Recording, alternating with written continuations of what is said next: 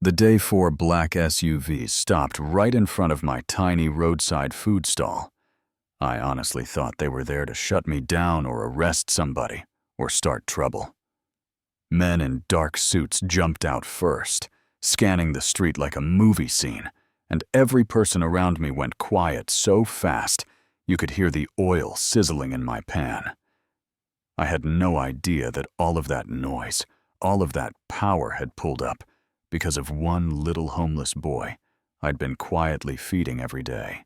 If I told you my whole life changed because I handed a plate of food to a hungry child, would you believe me? My name is Nora. I'm not rich.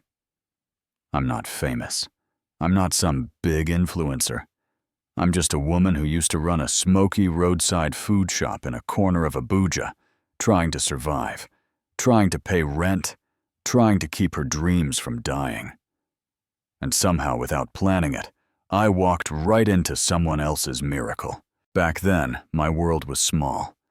It was that stall with the crooked wooden sign, a few plastic chairs, a wobbly table, and those pots of rice and beans that never quite stretched as far as I needed them to. I'd wake up before the sun, drag myself out of bed, and start cooking while the air was still cool. Because by 10 a.m., the heat would slap you in the face like you owed it money. Smoke in my hair, oil on my arms, sweat on my back. That was my perfume. I had this old saving box in my room.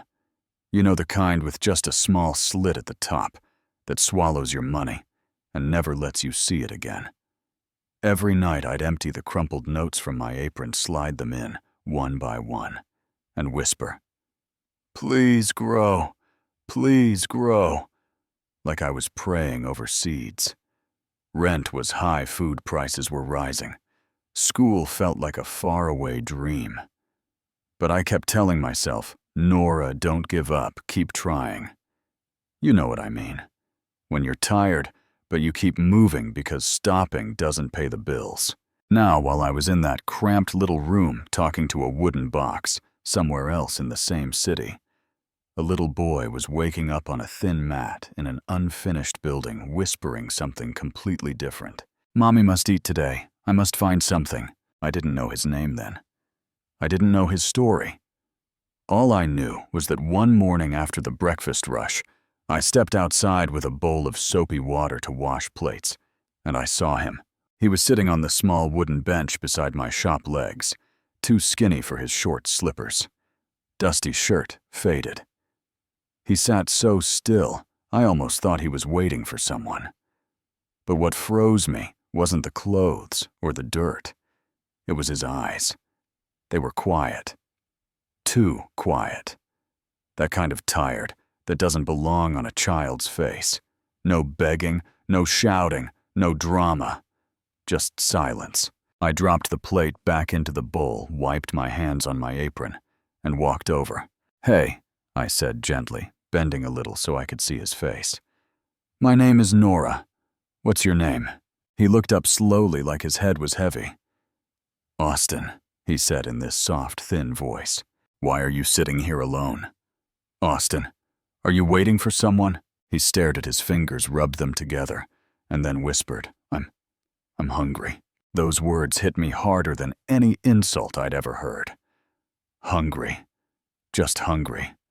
Not asking for money, not pretending to cry, just telling the truth. I could feel something tighten in my chest, like God had put his hand there and squeezed a little. I didn't ask more questions. I turned around quickly before he saw the water in my eyes, walked into my shop, grabbed a plate and filled it. More than I should have, honestly. Rice, stew, a little meat. I brought it back out and placed it in his hands. "Here," I said, "eat first." His face brightened just a little. "Thank you, Auntie," he said. I expected him to grab the spoon and attack the plate, but instead he did something I will never forget. He looked up at me and asked, "Auntie, please, do you have nylon or small pack?" I frowned. "Why?" I asked. He pulled the plate close to his chest like it was a baby. "I want to take it home." Right there, my heart twisted. At that moment, I didn't know who was at home. A little brother, a sister, a grandparent. I just knew that this boy was clearly hungry himself, but his first thought was taking food to someone else. I didn't argue. I went back inside, found a takeaway pack, carefully moved the food into it, tied the nylon tight, and brought it back. "Here," I said. "Hold it well." He took it as if I'd just handed him gold. "Thank you, Auntie, thank you," he repeated. And then he ran. Just like that. No looking back, no trying to eat on the way. He ran like every second mattered. I stood there in the doorway holding a wet plate, watching this tiny boy sprint down a dusty road, with my food swinging in his hand, and I thought, where is that child going in such a hurry? What is he hiding? I didn't know it then, but while I was wondering, he was slipping through a wooden board they used as a door, whispering, "Mommy, I'm back." That's what I found out later when I finally met his mom, Vivian, and she told me the whole story in that soft, exhausted voice. She told me how he had placed that food carefully on the mat, washed a plate with the little water they had, and started feeding her slowly, one spoon at a time. She hadn't eaten since the day before. She didn't even have the strength to lift the spoon. He was 6. 6. And he was feeding his mother like she was the child. After she swallowed enough, he wiped her mouth like she used to wipe his when he was younger, then walked to the other side of their small concrete space and sat on the bare floor to eat what was left. No chair, no table, no TV, just a thin mat, a plastic bowl, and a window with no glass letting in dust and heat. That same night when I dragged myself back to my own room, my legs aching, my back on fire, I did what I always did. I took the small notes from my bag, pushed them into my saving box, and whispered, "Please grow. Please grow." My room was hot. The bulb flickered. The fan made more noise than wind. I lay flat on my mattress and stared at the ceiling, thinking of rent, school expenses. Then I saw his face again. That quiet, "I'm hungry," that strange urgency to take the food away. I turned on my side and whispered to no one, "He's too small to be walking around like that. Where are his parents?"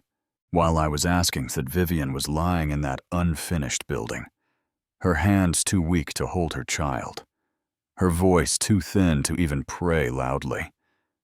But she prayed for me, for a woman she had never met. "God bless her," she whispered. "May she never suffer. May she never lack." Just imagine that. A woman with nothing in a broken building praying that a stranger would never suffer, while that stranger is lying in a slightly better room, begging a wooden money box to bless her life. Life is weird like that. The next morning, we both woke up with the same sun, but in very different worlds. I woke up to smoke and pots and customers who would complain if the food was 5 minutes late. Austin woke up to his mother struggling to sit up on that mat, her body failing piece by piece. Kidney failure. That's what the doctor had called it. She needed dialysis twice a week, and one day a transplant. But dialysis cost money she didn't have, and transplant sounded like a word from another planet. Before all this, Vivian had been fine. More than fine. She told me later how she used to run her own small provision shop after graduating from university.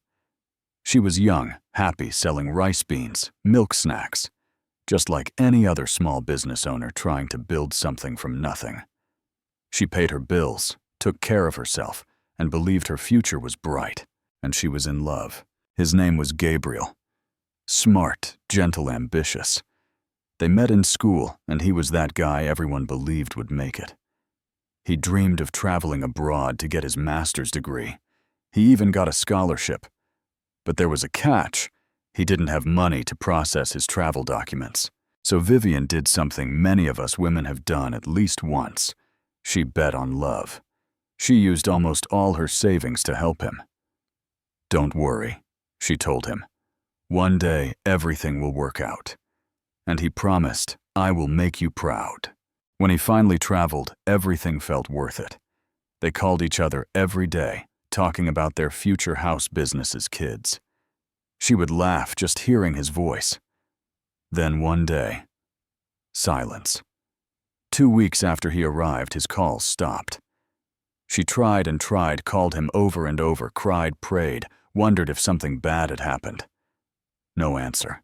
He didn't know her number by heart, and his phone had been stolen on a dark street abroad, along with his contacts. She didn't know that. He didn't know what was happening to her. 2 people separated by a small piece of technology and a lot of bad luck. 2 weeks after the calls stopped, she started feeling different. Tired. Weak. Late. She went to the hospital and heard that word that changes everything. Pregnant. She looked at the doctor and whispered, "How will I take care of this child alone?" But even through her fear, she made a choice. She kept the pregnancy. She gave birth to a boy and named him Austin. At first, even though Gabriel was gone, things weren't terrible. She worked hard, paid for kindergarten, bought him small toys. They weren't rich, but they were happy. Then her body turned against her. First, it was a little tiredness. Then her legs felt heavy, her stomach weak, her breath short. One morning, she tried to stand to get water, and her legs almost gave out. Austin caught her clothes with his tiny hands and said, "Mommy, what's wrong?" She smiled a tired smile and said, "Mommy's just tired. Don't mind me." But she knew it was something else. Kidney failure, dialysis, transplant abroad. Big words, bigger bills. She fought for as long as she could, sold her freezer, sold her furniture, used her savings, did whatever she could. But sickness is expensive, and kindness doesn't always come with cash. Slowly the money disappeared. She lost her shop, then her house, then Austin's school. Finally, she ended up in that unfinished building with her son, a mat, and a future that looked like darkness. So when Austin got up that morning after meeting me the first time, he didn't go out for fun. He went out with one mission in his mind: find food for Mommy, find something, anything. He walked under the hot sun, past cars and bikes, asking strangers quietly, "Please help me with some money." Most people didn't even look at his face. Some waved him away. Some snapped. A few looked at him with pity and still kept walking. I'm not saying that to judge anyone. I'm just telling you what happened. And you watching this right now, if it were you, what would you have done?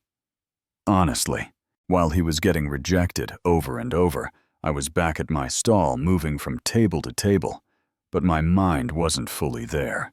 Every few minutes, my eyes drifted to that bench, to that small patch of shade beside my shop. I kept thinking, is he coming today? Where is that child? Morning passed. Afternoon came. No Austin. I tried to focus on customers, but something in me was unsettled. By the time the sky turned orange, Austin's legs were shaking. He had nothing. Not one coin. Not one piece of bread. He whispered to himself, "Mommy will be waiting and I have nothing." He stopped in the middle of the road, feeling the weight of it, then one face floated into his mind. Mine. The woman at the small food shop who had given him food without shouting, without pushing him away. So he turned and started walking in my direction. When he reached my shop, he didn't run to me, didn't shout my name. He just stood near the corner trying to act like he was just passing by, like he just happened to be in the area. But I saw him. "Austin," I called out. He turned slowly. "Good evening, Auntie," he said, with this tiny, tired smile. I came closer.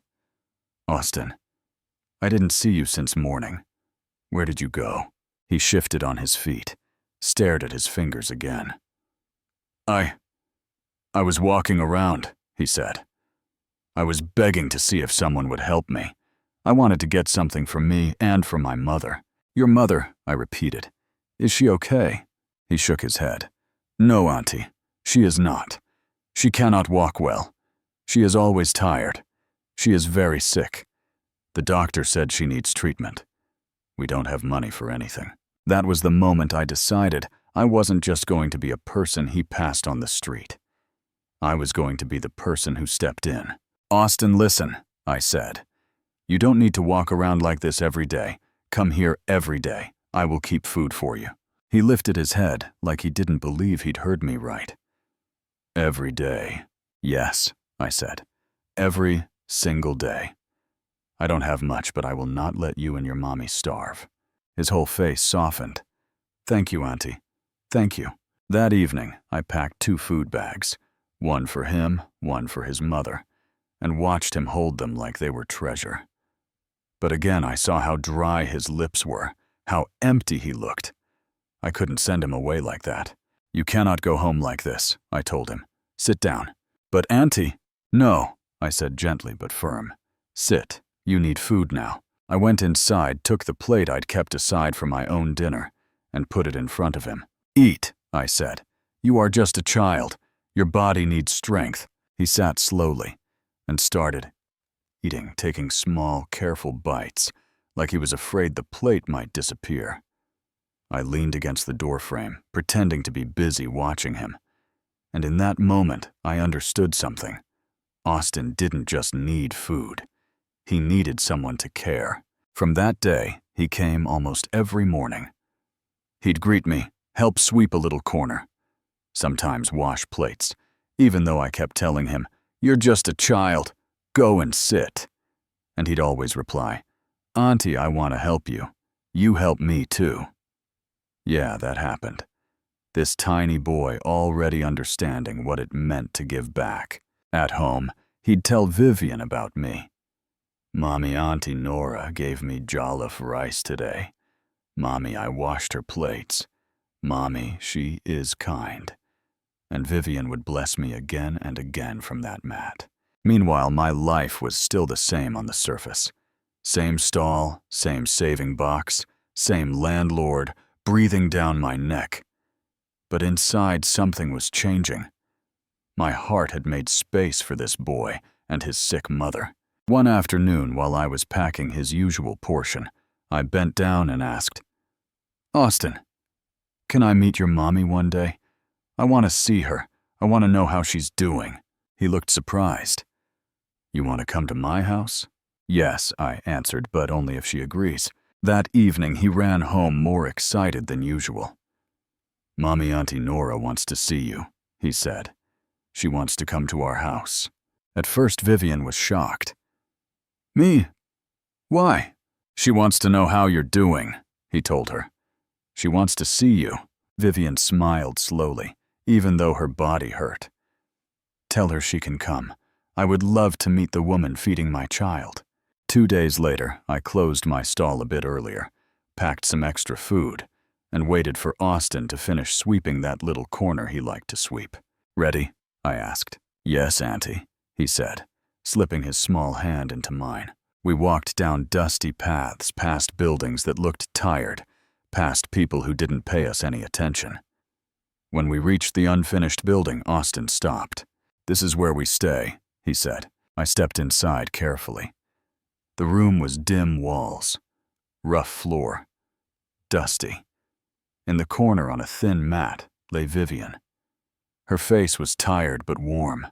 Her body looked like it had given up before her spirit did. "Good evening, Ma," I said softly. "I'm Nora."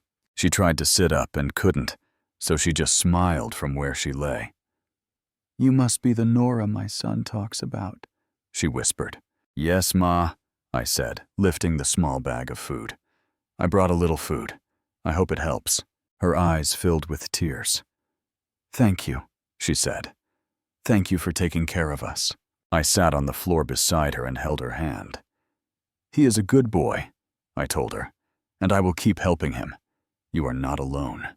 For the first time in a long time, she said later, she felt hope breathe quietly into that room. Now you might be wondering, where does the billionaire with the SUVs come in? We're getting there. While all this was happening in our little corner of Abuja, far away in the sky, a man was sitting in a private jet, staring out the window at clouds. His name was Gabriel. He had become the co-founder of a big international tech company. He and his team had built a software application that made him a very rich man. People saw his picture in newspapers on screens at conferences. He wore expensive suits. His watch could probably pay a year's rent for 100 families. On the outside, he had everything himself, and Vivian had once dreamed of. On the inside, he had one big hole. He kept thinking about a young woman back home who had given him her savings, her trust, and her heart. He kept wondering, "Vivian, where are you? Are you okay? Did you wait for me?" He thought about the calls that had stopped after his phone was stolen, about the numbers he no longer had. He had tried to find her, he said later, but poor people don't always stay where you leave them. Sitting in that jet, he whispered to himself, "I am finally going back home. I need to find her." When he landed in Abuja, he went back to the old compound where they had once lived. He walked in looking for anything familiar, and an elderly woman sitting on a wooden stool recognized him. "Gabriel," she said. "Yes, Ma," he answered. "Do you remember me? I used to live here with Vivian." She sighed. "My son, after you left Vivian, found out she was pregnant. Life became hard. She became very sick. One day she took her child and left. Nobody knows where she went." Gabriel felt like someone had dropped a stone on his chest. Vivian had been pregnant. She had his child, a son, somewhere out there. From that day, he wasn't just searching for an old girlfriend. He was searching for his family. He sent his driver to different areas, asked questions, checked all the places he could think of. Nothing. No one knew where Vivian was. He sat in his big house thinking about all the people in the city suffering like her. Sick, poor, invisible. And he made another decision. "If I cannot find her yet," he said, "I will help people like her. Sick mothers, poor children." So he told his driver, "Find me local hospitals in the remote parts of the city. I want to make donations for sick people."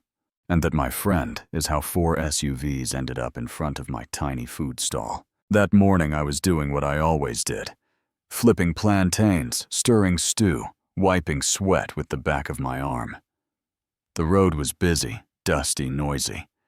Then I heard engines. Not the usual motorcycle engines or rusty taxis. These were deeper, smoother. I looked up and saw them. 4 big SUVs, black shiny, like something out of a music video, rolling to a stop, right in front of my shop. Every conversation around me died instantly. Some of my customers quietly slid off their chairs and disappeared. My heart started beating like a drum in my ears. I thought, is this the government? Are they here to close me down? Did I break some rule I don't even know about? Men in suits stepped out, scanned the area. Then one of them opened the back door of the main SUV. A man stepped out. Clean suit, nice watch.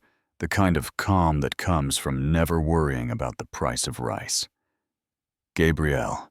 He looked around, and his eyes landed on something by my stall. Austin. Tiny Austin standing beside a bowl of soapy water, washing plates with more seriousness than some adults bring to their jobs. Soap splashed on his shorts, his hands moving carefully over each plate, like he was afraid to break them. Gabriel kept staring. Something about that child pulled him forward. He walked over slowly. "What is your name, young boy?" he asked. "Austin," the boy replied. Gabriel blinked, and something moved across his face like recognition without memory. "Austin," he repeated. "Nice name." I hurried over, trying to act like this was normal. "Good afternoon, sir," I said. "Welcome, what would you like to buy?" He looked at me, then at Austin, then back at me. "Why is this boy not in school?" he asked. "Today is Monday, and it is almost afternoon." I felt that question like a slap.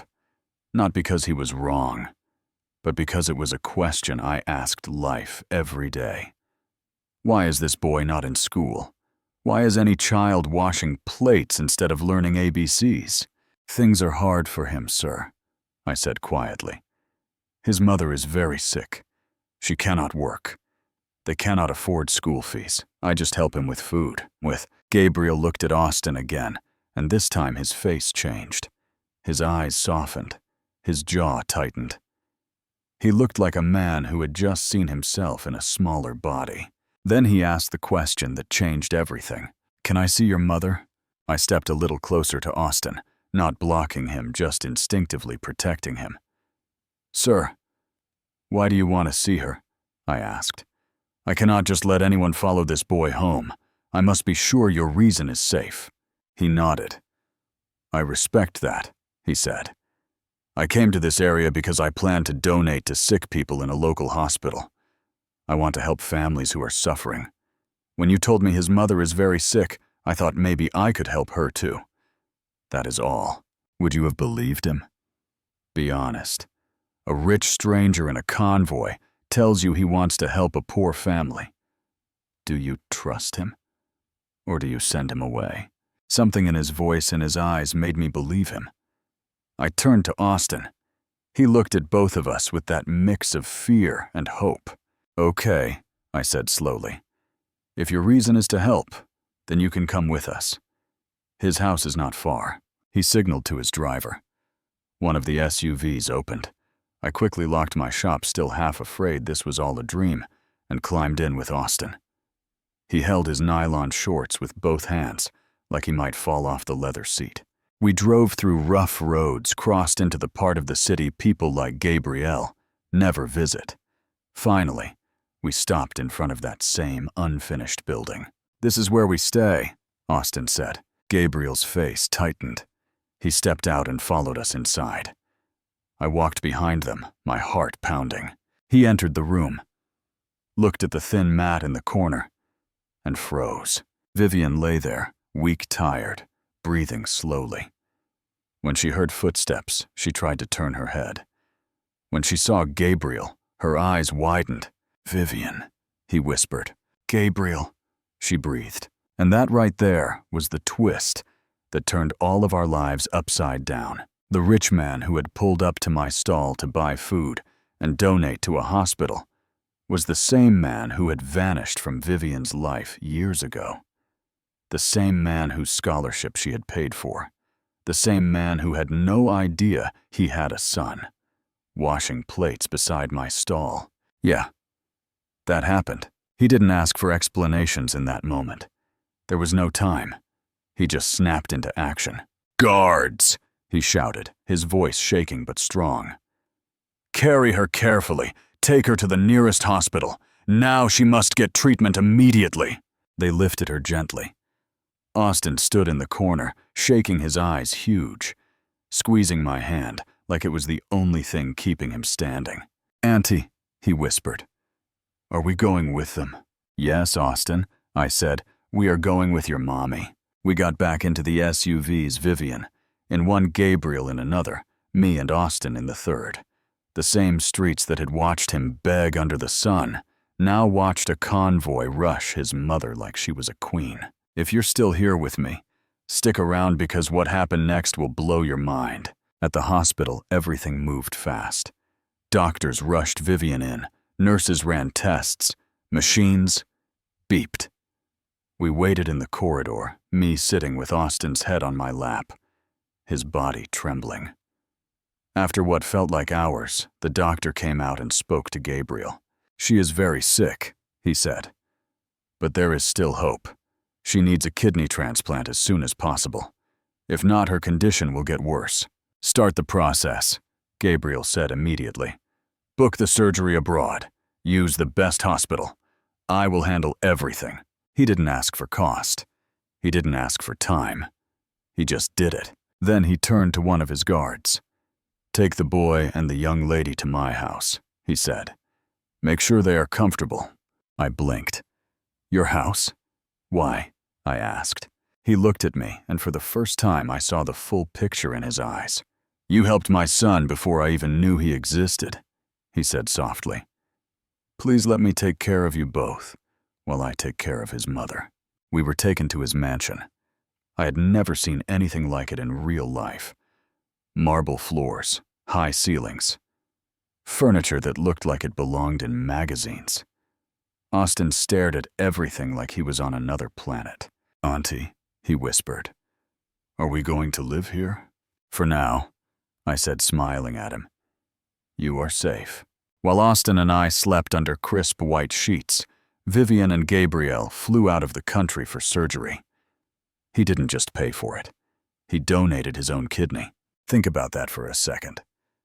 The boy whose plate I filled for free was the child of a man who was now lying on an operating table, letting doctors cut into his body to keep that boy's mother alive. The operation was long, risky, painful, but in the end, it worked. Vivian's body accepted the kidney.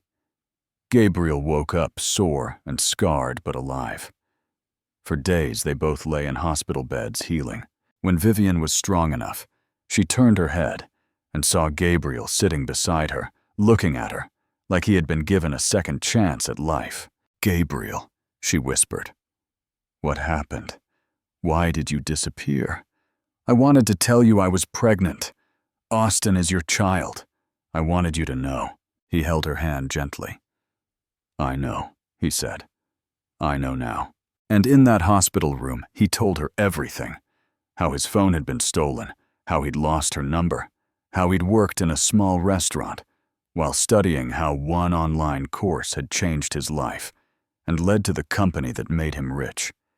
How he'd come back looking for her. How the old neighbor had told him about her pregnancy and sickness. How he'd decided to help people like her. How he'd stopped at a small roadside shop because he was hungry and saw a boy washing plates with a serious little face. I told myself I must find you no matter what, he said. Vivian, you are my heart, and now that I know Austin is my son, I will never let both of you suffer again. Back in Abuja weeks later, their SUV pulled up in front of the mansion where Austin and I were waiting. We had been counting days, whispering prayers, living in a house that didn't feel like it belonged to us. The door opened, and Vivian stepped into the living room, standing, walking, smiling. Austin's brain couldn't even process it at first. Mommy, he cried. She opened her arms. He ran into them so hard she almost lost her balance. Mommy, you can walk, he said, touching her face. Yes, my child, she whispered. I can walk again. I stood up, wiping my eyes. Auntie Vivian, look at you, I said. You look strong, thank God. We all sat down. Vivian held Austin's hand and looked at him seriously. Austin, she said softly, Mommy wants to tell you something important. This man standing beside me, Gabriel, he is your father. Silence fell. You could have heard a pin drop. Austin stared. His mouth opened a little. He looked at Vivian, then Gabriel, then back again. My father, he whispered. Gabriel knelt in front of him. Austin, he said, his voice shaking. I know I was not there when you needed me. I was not there when you were born. But from today, I will always be here. I will never leave again. If you let me, I want to be your father. Austin didn't say anything at first. His hands were shaking. His eyes were full. Then he nodded slowly, shyly. Okay, he whispered. And just like that, this little boy who used to walk dusty streets begging strangers for food now had a father kneeling in front of him, promising to never let him suffer again. Vivian turned to me. Nora, she said, thank you for helping my son. Thank you for feeding him, for caring about him when I couldn't even stand. You made him feel loved. I shook my head. Auntie, I only did what anyone should do, I said. He is a child. Not everyone would do what you did, Gabriel added. For that I am grateful. Then he looked at me in a different way, like he wasn't just seeing Austin's savior, but a woman with her own unfinished story. Nora, tell me, he said, what do you want to do with your life? Do you want to grow your food business? I laughed a little. Yes, sir, I said, but I want to finish school first. I have been saving slowly. Where do you live? He asked. In a small one-room place, I replied. Just me. He nodded once. Tomorrow I will get you an apartment. A good one. A safe one. I stared at him. An apartment? For me? I asked. Yes, he said simply. You deserve a better life. The next day he drove me to a beautiful building in a nice part of the city. Clean walls, quiet compound door that actually locked well. He placed a set of keys in my hand. That apartment is yours, he said. You will live here. My hands were shaking. Thank you, sir, I whispered.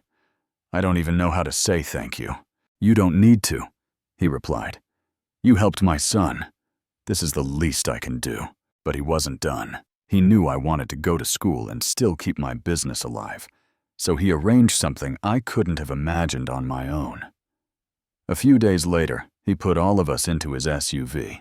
No big convoy this time, just one car, and drove to a large commercial complex.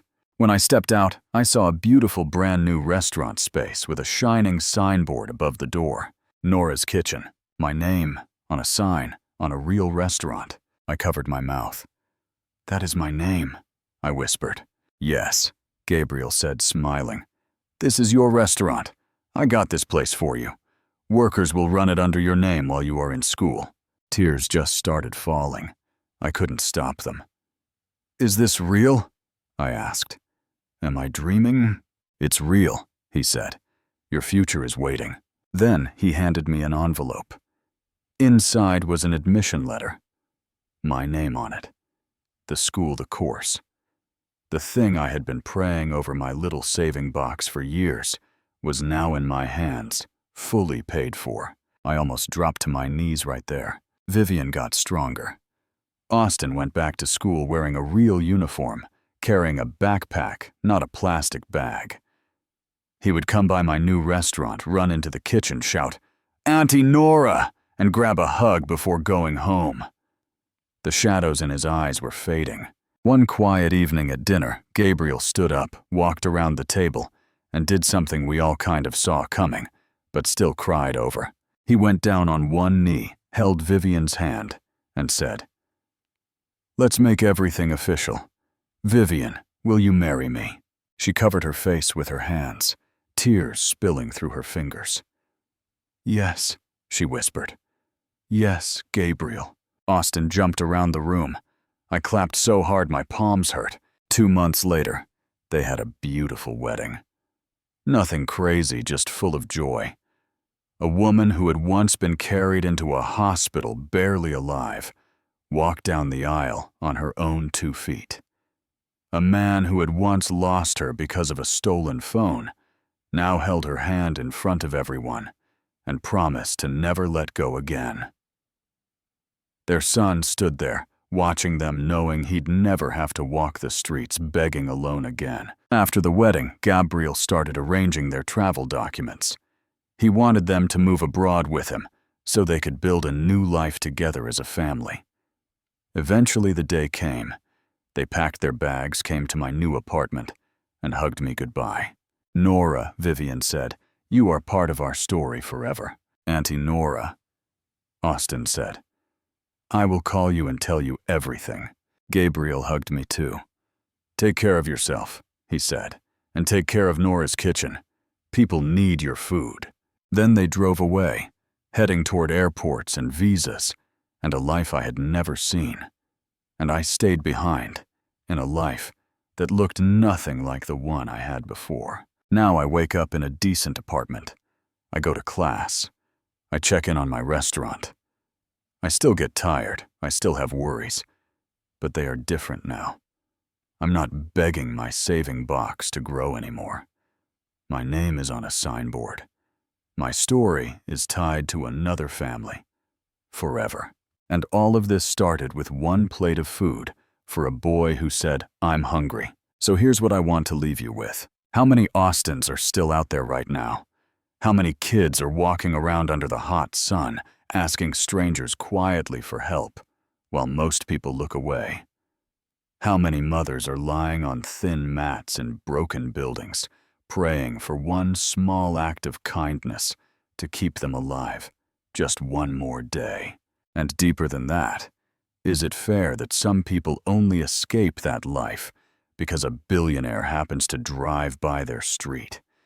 Should survival depend on random miracles, or should our systems, our governments, our communities make sure no 6-year-old ever has to go out and beg for food just to keep his mother alive?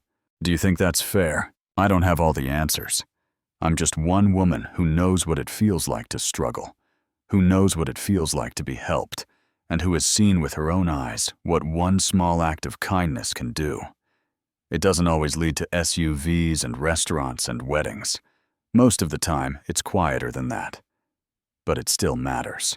So now it's your turn. If you were in my place that first day, standing outside your shop, seeing a little boy sitting alone on a bench, saying, "I'm hungry," what would you have done?